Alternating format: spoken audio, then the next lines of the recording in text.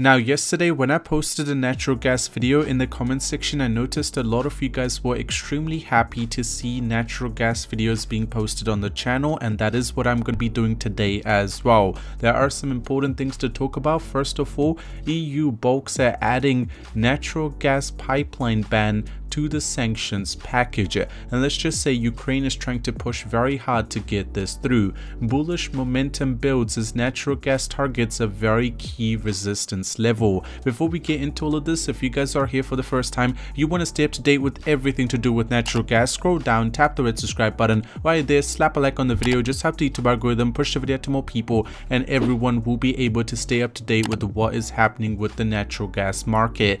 Now keep in mind, this was an idea that was actually proposed by a lot of countries in EU. After the war between Ukraine and Russia broke out, obviously Russia saw that EU was supporting Ukraine and decided to completely cut off the natural gas supply.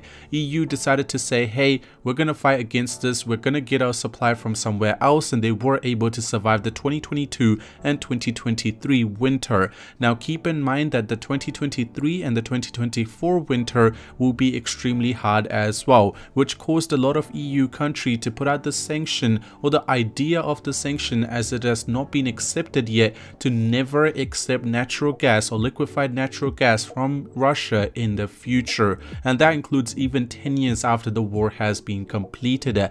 Now a lot of countries in the EU were not happy with the sanction, and it has just been floating around. The idea isn't gaining much traction in obviously Belgium, but Kyiv, which is obviously a city inside of Ukraine, is pushing hard for the sanction to cover gas pipeline. What they're pretty much trying to do is cut this off, and if this sanction is being passed, obviously in the future Russia will always have a problem with the sanction and will not be able to supply natural gas to anywhere in the EU. The EU is unlikely to emit its 11th Russia sanction package to permanently shut natural gas pipeline turned off following its invasion of Ukraine. Now if they do decide to do this, this is obviously also going to affect the G7 countries, and just a lot of things can actually go in a very negative way.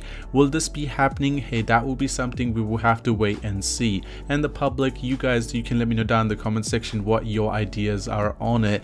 Now keep in mind, we are actually gaining a very good upside gain. What I'm trying to say is the trend that we are starting to form with natural gas is actually starting to become very strong. Now me personally, I like to share my trade ideas with you as well. You guys can see the pinpoints, pretty much the ones where I trade, and hey, I have been on a 60% win rate, which I think is quite good. Right now I feel like we're still in an uptrend, but just in the previous 2 hours, which we have seen a very strong pullback, this suggests that we might be actually breaking below this resistance zone, which is close to 2.45, and now we might be actually going back into a downtrend. Now this is just an idea. Personally, I feel like there is still a lot of potential for the uptrend to carry, because hey, the uptrend has been quite significantly strong since the 12th of May, which is about 6 days ago. Now since that time, this is the first time it has actually broken below the uptrend. What could this mean? Will we be able to recover a little bit quickly and be able to make it above the point and maybe carry on the uptrend? That will be something we will have to wait and see. But the one thing we can see is the RSI line is slowly actually falling into an oversold zone. Do I think that is bad? Yes, in a sense, because a lot of retail investors would want to buy into it now, which will cause the price to go up. Depending on what sort of trade you're doing, that will be the important point. If you're a short trader right now, personally, if I was a short trader, I would want to be on the sideline, try to see what sort of momentum the market is trying to build. If you're a long trader, this would be also a very crucial point, but the only thing you need to understand is you need to be able to hold for a longer period of time.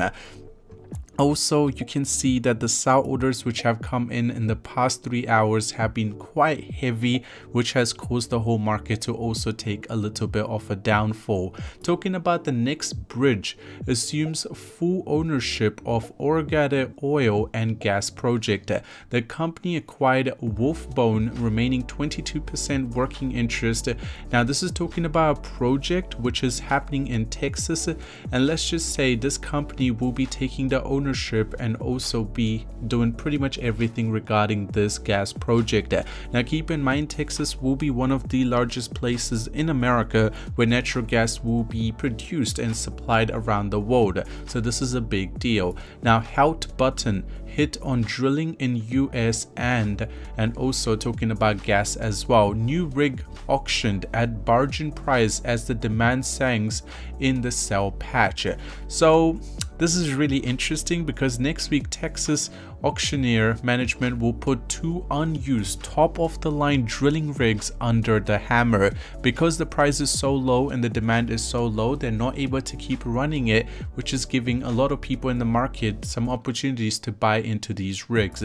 Now Japan embraces G7 gas support, but companies may face a long-term problem. Japan energy companies were quick to embrace this G7 support for natural gas investment in their statement last month, but analysts cautioned that relying on the fossil fuel may open the companies up to long-term problems. Now you guys know when the G7 meeting was held, a lot of people were very concerned as, hey, the activists who were talking about the environment didn't like the fact, hey, they did not talk about natural gas. They said that we will still be buying into it, we will still be investing in it, and that caused a lot of backlash. And let's just say a lot of people are still talking about there might be long-term problems. Now European natural gas prices turned volatile and the supply outage is starting to show. Now this is going to be the crucial flipper of the natural gas price system right now. You guys know the market is super volatile, so be very careful if you guys are doing a very extreme leverage trade. Now column mind the gap, the reality of ongoing fossil fuel versus renewable emission. This is going to be the point where Australia might be also looking into getting away from liquefied natural gas, so be a little cautious. Pretty much everywhere we are able to see that it is really interesting as there is a lot of mixed opinions, which is the very scary point, because if everyone is confused, that is when you do not know what direction the market is going to take. What do I personally think? The sort of pattern we are starting to form, we just need to wait until a little bit more winter forecast and we will be able to see the natural gas price demand start to increase, and that will cause the price to also pump up even more. The Vietnam said on Tuesday it has approved a long-awaited power plan for this decade in a movement to boost the wind energy and gas while reducing the reliance on coal. So again, obviously there are some good news, there are some bad news. That will be something for you to decide which direction you want to take. But other than that, I hope you guys did enjoy today's video. If you did, drop a like on it. If you're new to the channel, don't want to stay up to date with everything, subscribe, and I'll see you guys very soon. I'm out. Peace.